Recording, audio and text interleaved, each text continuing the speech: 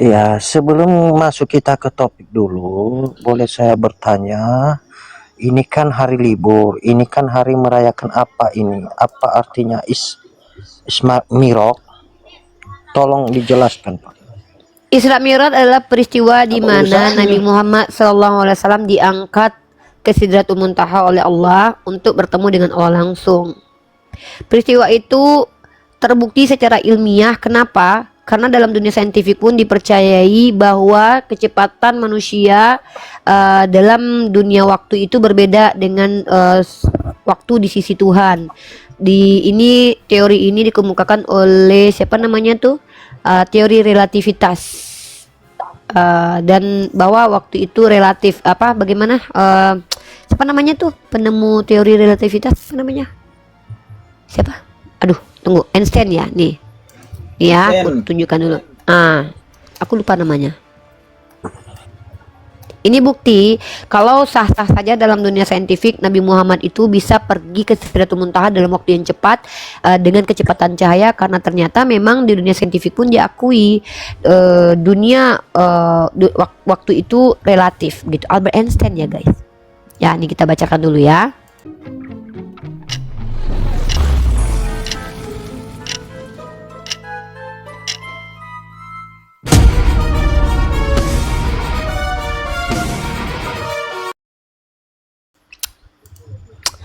Teori relativitas adalah teori yang membahas mengenai kecepatan dan percepatan yang diukur secara berbeda melalui kerangka acuan. Konsep dasar dari teori relativitas disusun oleh Albert Einstein menjadi dua jenis, yaitu teori relativitas khusus dan teori relativitas umum. Kedua teori ini diciptakan untuk menjelaskan bahwa gelombang elektromagnetik tidak sesuai dengan teori gerakan Newton.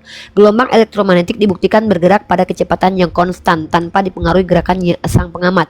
Inti pemikiran dari kedua teori ini adalah bahwa dua pengamat yang bergerak relatif terhadap masing-masing akan mendapatkan waktu dan interval ruang yang berbeda. Jadi kalau seandainya interval ruangnya berbeda, itu bisa waktunya relatif gitu.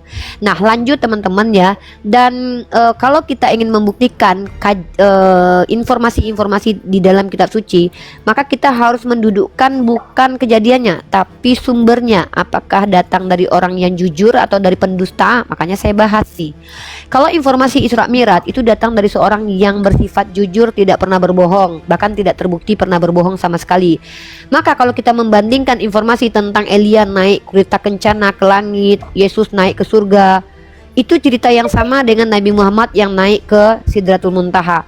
Maka bagaimana cara membandingkannya bukan dengan peristiwanya, tapi keilmiahan atau kejujuran dari pemberi informasi. Kalau Nabi Muhammad yang mengatakan dia Isra Mi'raj itu adalah seorang nabi yang tidak pernah berbohong. Tapi kalau Yesus naik ke surga kan diberitakan oleh orang yang tidak jelas, penulis yang kitabnya berkontradiksi.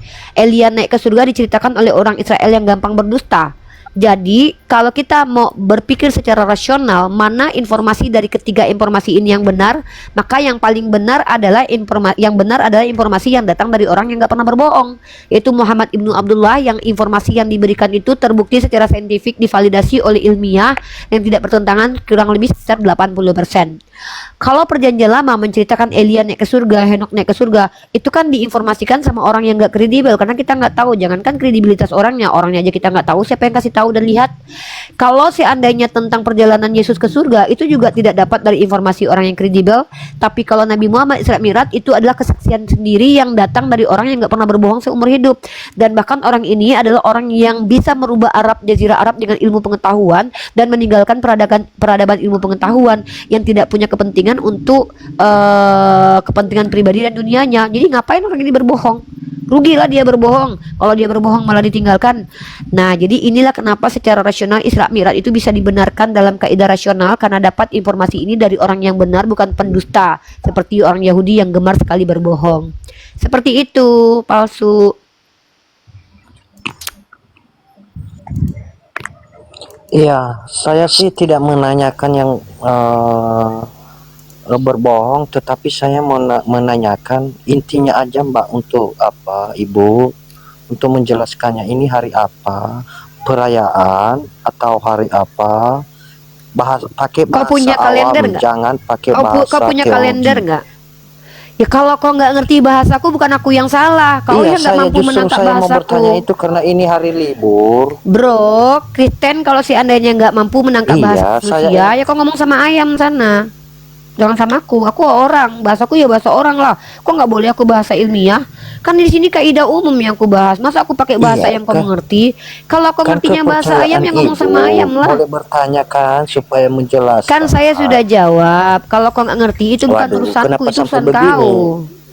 Ya karena bukan urusanku, kau nggak Jangan ngerti. malu, Kalau kau bodoh, jangan malu kok untuk malu? menyatakannya, Bu.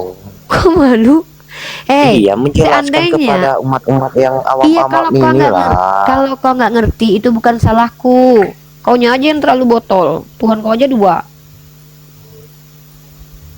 Gini loh bro, kalau anda Bukan, misalkannya nggak maksudnya ngerti kan dengan bahasa banyak. ilmiah dan Ya. bahasa agama saya, ya nggak apa-apa. Anda tetap aja jadi orang yang nggak ngerti. Emang kalau kau nggak ngerti aku rugi enggak lah.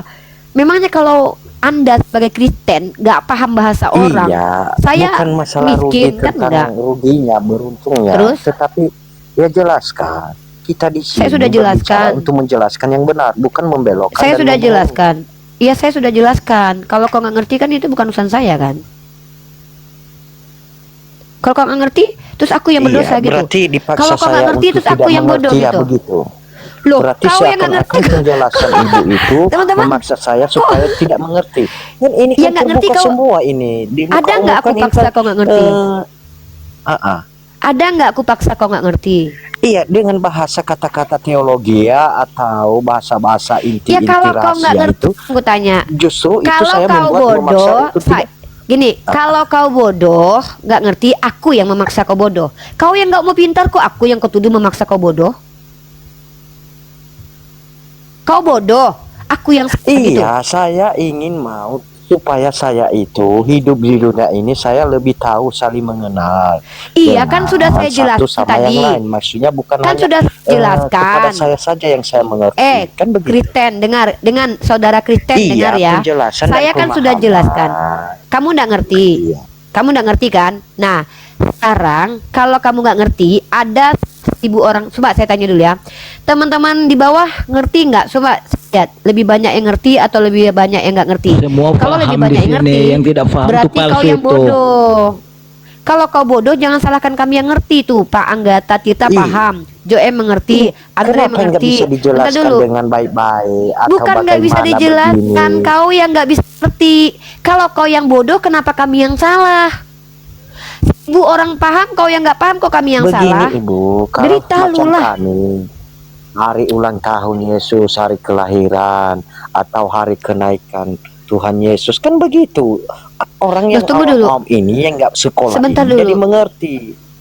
Hari ulang tahun Yesus itu hari apa? Hari kelahiran Yesus. Yesus dilahirkan gitu. Tadi Uni dia sudah disclaimer bahwa dia tidak sekolah Uni.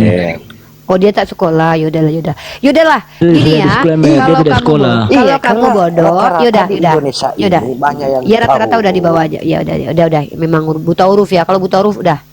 Teman-teman ya, maaf ya orang Kristen ya, kalau kalian bodoh dan susah mengerti karena kebanyakan makan babi dan kebanyakan berbuat maksiat, minum alkohol, jangan salahkan kami umat Islam. Inilah kenapa ada diskusi lintas agama, supaya kalian nggak lama-lama dalam kebodohan. Tapi kalau kami sudah kasih tahu kalian pakai bahasa manusia, kalian pengennya pakai bahasa kera, masuk room kera aja. Ya, room edisi debutar adalah room yang saya rekomendasikan ya. Rwanta. Buka mute Rwanta. Ya, terima kasih. Anda apa ini? Anda ini gereja atau masjid? Saya gereja. Oke, ada pertanyaan? Ya, ada pertanyaan saya. Kok belakangan ini kok banyak sekali datang apologet di TikTok, di mana begitu tahu. Jangan lari dari topik. Topik kita ini malam kitab karangan. Oh. Gitu ya, ada topiknya ya. Tuh, kau udah baca gak kitab karangan tanda tanya lagi? Kalau gitu saya belum masuk ke topik kalau begitu ya. Oh, kalau begitu yuk di bawah Bertanya ya. boleh? Bertanya boleh? Silakan. Boleh nggak? Silakan. Iya, ada yang mau saya tanya. Di dunia ini mana lebih banyak agama Kristen atau Muslim atau yang Islam di dunia? Nggak tahu Di dunia. Oke. saya. Iya. Sebenarnya kalau dikatakan mayoritas sebenarnya Islam. Kenapa begitu? Karena Kristen itu ngakunya banyak tapi pecah-pecah, Pak. Jadi kepingan-kepingan Mbak Bui. Karena contoh Kristen Katolik, ada Kristen Protestan, ada Oneness, dan Protestan itu terbagi berbagai macam denom. Ngakunya sih kalian satu kitab, tapi kalian secara prinsip itu beda-beda. Ya, lagi pula itu nggak ada kaitannya dengan debat kita, karena benar itu bukan karena banyak, tapi benar itu karena bisa dibuktikan. Gitu loh. Tapi kalau banyak itu justru salah. Contohnya nih, menurut Yesus sendiri banyak yang terpanggil, sedikit yang terpilih. Artinya Yesus sendiri mengatakan yang sedikitlah yang benar, bukan yang banyak. Jadi jangan lihat kebenaran itu dari jumlah, tapi lihatlah kebenaran itu dari pembuktian. Jadi jawabannya belum pasti lah, belum tahu mana yang banyak gitu ya, Islam kah atau Nasrani. Tadi gitu, nggak tadi tahu ya. ngapain itu? Saya nggak ngomong ya, kamu nggak dengar ya? Saya kan sudah jawab tadi. Gokil nih orang-orang nih. Oke, selesai Irwan ya, kalau di bawah Irwan. Ya, makasih. Andi. Halo Andi. Andi buka mute Andi. Salam sejahtera bagi semuanya. Oke, sama. Anda ini gereja atau masjid ini? Puji Tuhan. Puji Tuhan Yesus. Oke, gereja ya. Di sini ada topik kitab karangan. Narasumber kami ini Unirifa, si mahasiswi. Silakan kalau ada pertanyaan.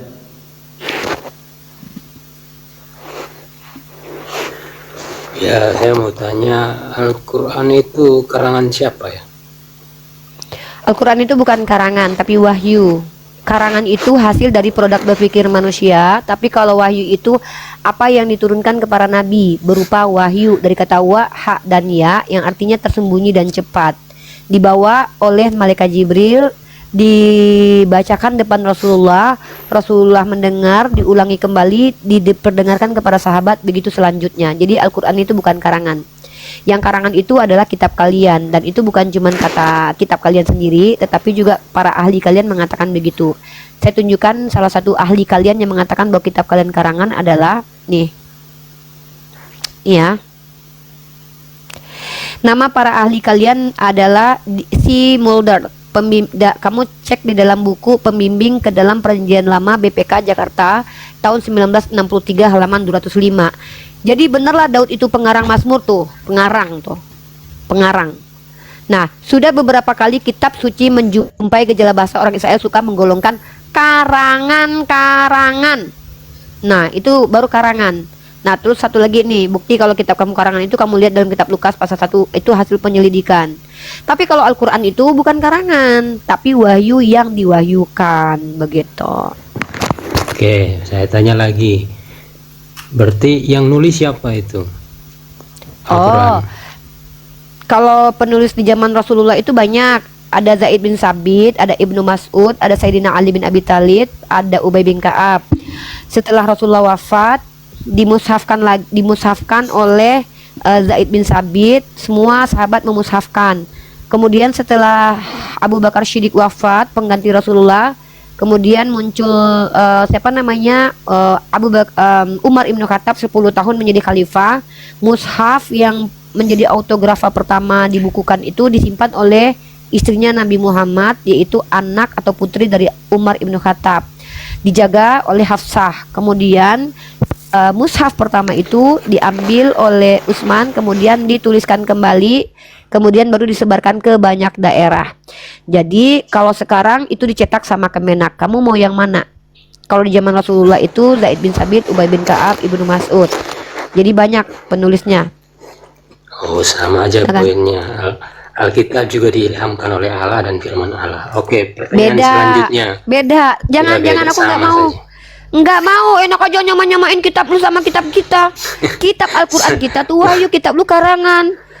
Di dalam Dia kitab bilang itu ada surat-surat dari Paulus. Dia Nggak bilang boleh kayak Bible itu kitab yang diilhamkan. Saya Iya. tidak setuju kalau ada Dan yang ditulis oleh mengatakan seseorang, kan ya gitu. tidak mau Al-Quran saya disebutkan nama Bible. Kok kurang ajar banget sih orang ini. Sama Bible itu bilang, karangan manusia. Bible dia Dengar. diilhamkan. Kitabmu itu bukan diilhamkan tapi dikarang oleh manusia. Nah, contoh nih, jangan Menurut saya lo. nggak mau. Kan gitu, Loh, ini menurutmu bukan nih, oke, saya tunjukkan. Oke, saya tunjukkan buktinya ya. Saya tidak mau Al-Qur'an saya direndahkan dengan disamakan dengan Bible. Saya tidak mau. Nauzubillahi min dzalik, saya tidak mau Allah Sudah murka rendah walaupun karena tidak wah, direndahkan. Bibelmu yang rendah, Bro. Nih kita tunjukkan ya. Dalam kitabmu kau itu jiplak, ada Bro. dongeng. Aduh, Bro, kalau bicara itu pakai data. Saya ini Jiplak. kalau bicara pakai data. Kamu kan Ya jiplak. tunjukkan bukti secara ilmiah Al-Quran saya jiplak kitab kau yang porno itu. Nggak mau. Kitabmu nggak banyak porno. Nggak ada di dalam kitab saya itu kelamin sebesar punya keledai dan birahi perempuan tuh nggak ada. Kau tengok nih ya. Metafor Di dalam itu. kitabmu itu. Ya metafornya masa selangkangan metafornya nggak bisa metafornya langit bumi alam semesta kenapa harus vagina daripada metafornya yang kenapa 9 penis tahun. mana metafor 9 tahun dalam Al-Quran tukang tipu pempitnah nih kamu lihat nih ya kamu tengok nih dalam kitabmu itu dikatakan apa tetapi jauhilah takhayul dan dongeng ini kata Kata-kata 1 kotor Timotius keluar dia. yang ada kata kotor itu dalam kitabmu ada penis di situ jakar sebesar punya keledai masa kau bilang kitab kau sendiri porno berarti kau akui kitab kau porno berarti nih kau tengok nih ya nih kitab kau itu ada dongengnya nih kau tengok nih masa diilhamkan Tuhan berdongeng gitu 1 Timotius nih ya sorry bukan ini ya kita tunjukkan teman-teman ya bagaimana kemudian kitabnya orang Kristen ini ada yang namanya dongeng ya nih kau tengok nih 1 Korintus pasal 10 nomor 4 pakai data kalau bicara jangan menghujat kau nih di sini dikatakan apa Paulus kau pikir nih Paulus ini diilhami Roh Kudus Paulus menggunakan dongeng itu sebagai mengandung perlambangan mengenai Kristus jadi Tuhan kau mengilhamkan dongeng hah Tuhan kau mengilhamkan dongeng jawab ini Tuhanmu mengilhamkan dongeng ya hah Tuhanmu mengilhamkan dongeng nggak buka Andi coba kau tunjukkan bukti secara ilmiah kalau Al-Quranku menjiplak kitab kau tidak mungkin Al-Quran menjiplak Al-Quran itu meluruskan karangan dari kitabmu itu kenapa di kitabmu ada penis sebesar punya kuda dan pancaran mani seperti punya kuda oh ada nih contoh nih kau tengok nih ya Jelas dalam ambil kitab dari kau tanah. Nabi Daud dikatakan ngambil bini orang ya Nabi Daud dikatakan ngambil bini orang Al-Quran mengatakan Nabi Daud itu adalah orang soleh itu meluruskan masa dalam kitab kau orang ngambil bini orang gak dibunuh sementara dalam Imamat pasal 20 nomor 10 yang ngambil bini orang dibunuh kau tengok nih gak mungkin Al-Quran menjiplak kitab begini bunyinya ya kau tengok nih kitab kau nih Yeskiel pasal 23 diam dulu